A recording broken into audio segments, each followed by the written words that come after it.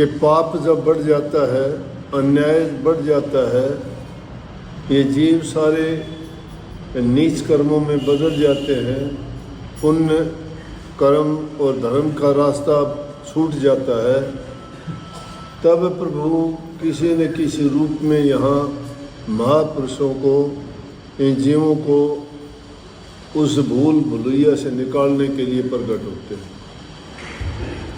परंतु माया के मारे हुए और काल के द्वारा बुद्धि जिन जीवों की हरी हुई है, जिन पे राज चलता है सिर्फ काल का, वो नहीं समझ पाते इस बात, और वो उन्हीं कर्मों में उलझे रहते हैं। कोई शराब में, कोई कबाब में, कोई मांस मछली में, कोई और दूसरे बहुत अनेकों ऐसे पाप कर्म हैं जिनको करके आए थे यहाँ पाप उतारने के लिए, और उन्होंने तो पापों को और ज़्यादा बढ़ा दिया। जो गठरी पाप की हल्की करनी चाहिए थी, इन्होंने और ज़्यादा भारी बना ली।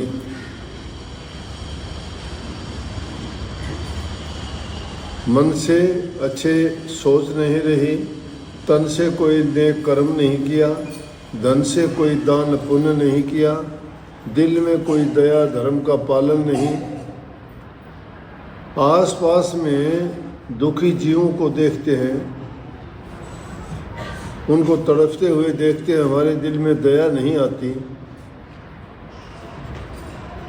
कैसे हम कह सकते हैं कि हम धर्म के रास्ते पर चलते हैं? धर्म के रास्ते पे चलने वाले के दिल में दया आती है, प्रेम होता है, सहानुभूति होती है। जब ये चीज़ें त्याग होता है, वो खुद कष्ट जब तक नहीं उठाते दूसरे की मदद नहीं कर सकते। आखिर इस शरीर का बनना क्या है?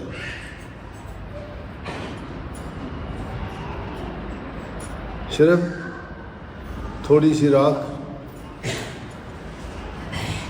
गुजर जाने के बाद इतनी तो बात लिखते हो कि 5 तत्वों में विलीन हो गया।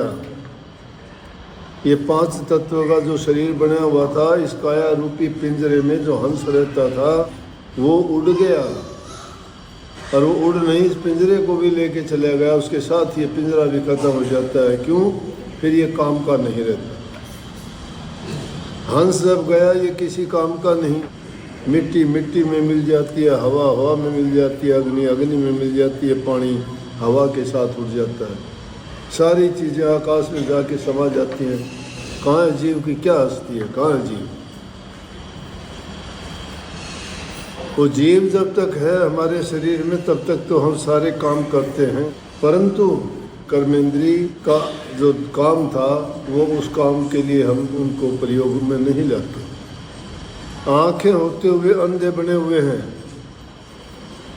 कान होते हुए बहरे बने हुए हैं, बुद्धि होते हुए पागल बने हुए। आँखों से रोजाना ये खेल देखते हैं कि हमारे साथ के लोग बिछुड़ते जा रहे हैं। क्या हमारे मन में आता है कि हम भी इसी तरह चले जाएंगे एक दिन?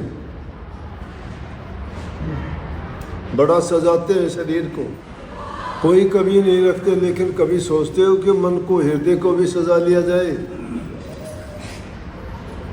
बाहर का शरीर तो सजा लिया, अंदर में तो पाप भरा पड़ा है।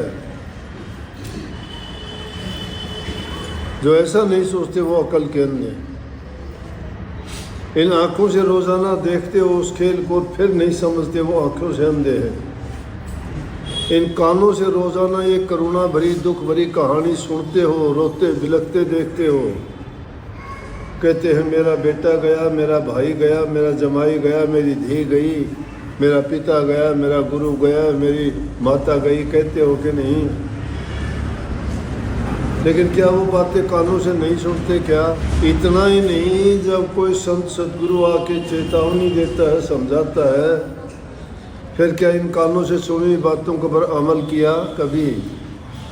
इतना समझाते हैं कि संभलो, वक्त रहते हुए अपना काम करके जाओ,